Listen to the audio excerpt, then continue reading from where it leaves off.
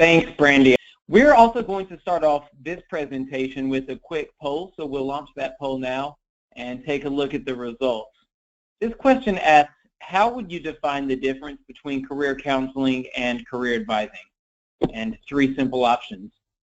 They sound the same to me. Counseling equals, are you failing? And advising equals, here are your choices. Or counseling equals, what's available? And advising equals, finding the best fit. Please respond in the next 10 seconds, and we'll take a look at the results. So we have responses in all categories. That's great. About 38% feel they sound the same. 7% says counseling is, are you failing? Advising is, here are your choices. And then the majority of us feel that counseling equals what's available and advising equals finding the best fit.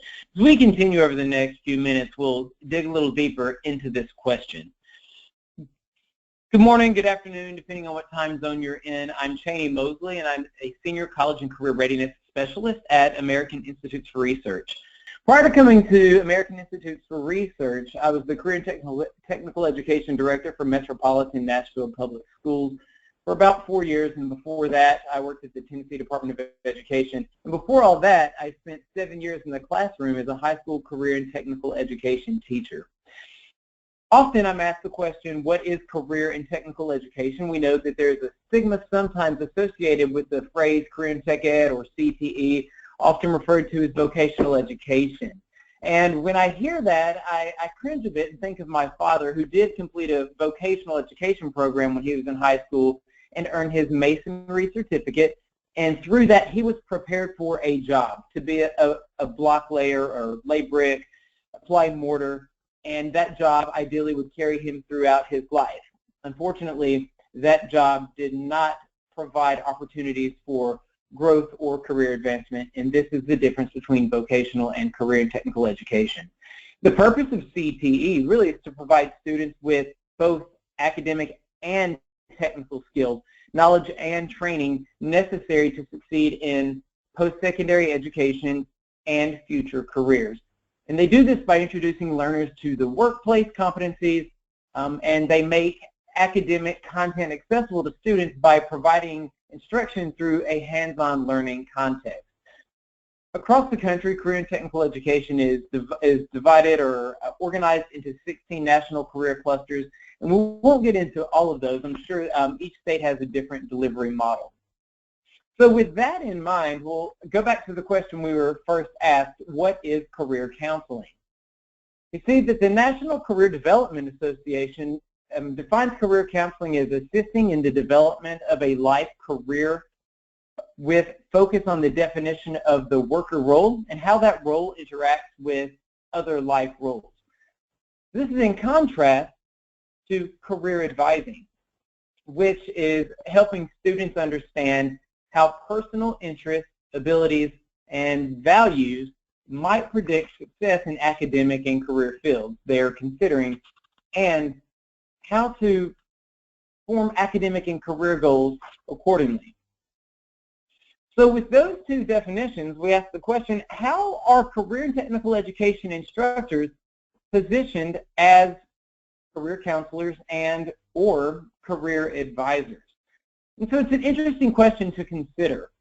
As a career and technical education teacher, our charge really is to augment the learning that occurs for students in their general education content classes, such as English, math, science, social studies, and demonstrate the real-world application of those by preparing them in tandem for post-secondary education or immediate entry into the workforce. So we think about a career, because that's the foundational word of the phrase career and technical education. A career is an occupation that's undertaken for a significant period of time or a long period of a person's life that does offer opportunities for progress. CTE instructors then are unique and can be career counselors and advisors because often these instructors have experience in a career context and they have a career-based expertise as well. And it's this experience and knowledge that allows them to provide the hands-on instruction that is so common to career and technical education. Through this instruction, students are able to make observations And when the teachers provide this type of instruction and assessment, they're able to determine the level of skill or technical proficiency that students have. There are also opportunities for CTE teachers to be career counselors or advisors through guiding students through participation in career and technical student organizations. We'll talk a little bit more about that as we continue through. Ideally, when a student graduates high school, though, he or she has some knowledge of the direction they want to head, and maybe it is post-secondary education. I heard it referred to as college being any type of post-secondary education, even from an industry credential moving through a four-year degree earlier in the presentation. It may be immediate entry into the workforce. And it could be something such as the military, which provides both education and immediate entry into the workforce. So this is how CTE teachers are positioned as both career counselors and career advisors. They do this quite often through providing experiential or work-based learning opportunities. Each state typically has their own policy guidance on what work-based learning is or what is characterized as experiential learning. And there are a few examples or models that I think are most common. In the classroom, CTE teachers provide simulated work environments. And this can be quite difficult or challenging depending on the type of learning environment that the CTE teacher has. But this is where those employability skills can really be honed in by students by treating students as if they are employees and assessing them as if they are getting an on-the-job evaluation, for example, or providing real-world tasks for students to complete that mimic what happens in the world of work. Another example would be project-based teaching, which calls for authenticity in the development of a final product and often involves using a public audience. It's especially helpful if that public audience could be someone or a group of individuals who work in a career context. A few more include authentic assessments, which we've already talked about.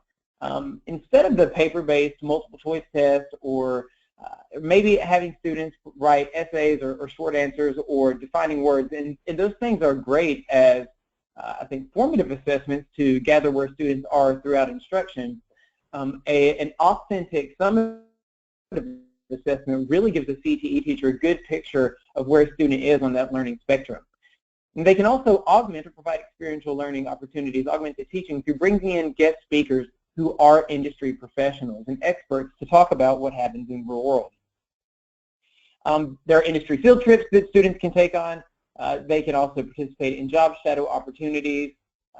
Internships and apprenticeships are certainly great opportunities for students.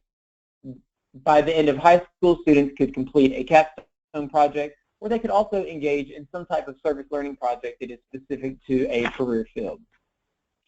We talked about employability skills, and this is the employability skills framework that, is provided to us from the Office of Career, Technical, and Adult Education. And you can see there are a variety of employability skills that we should be focusing on so that when our students leave high school, if they do go for immediate entry, they're prepared with interpersonal skills, they're aware of the personal qualities that make them competitive in the job market, they are proficient with using technology, and all the gamut around the employability skills framework. If you want more information on that, you can simply type it into a search engine and find this framework and take a deeper dive into that.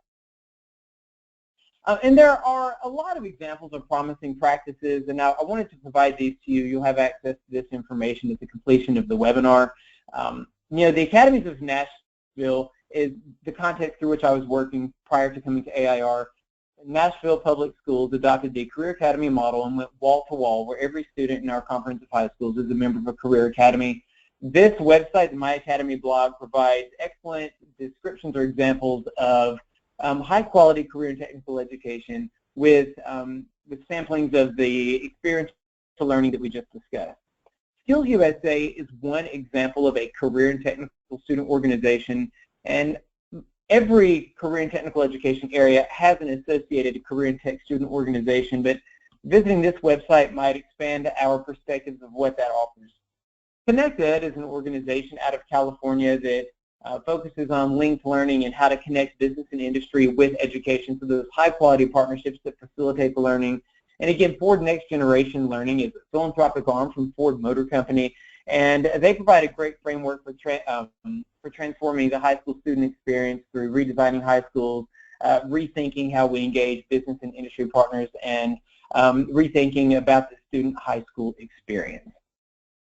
I hope that these 4 presentations have provided quite a bit of information around college and career readiness, and as we transition to the next slide, there is an opportunity for us to ask questions of any of the speakers. So I would now like to reintroduce my colleague, Steve Plink.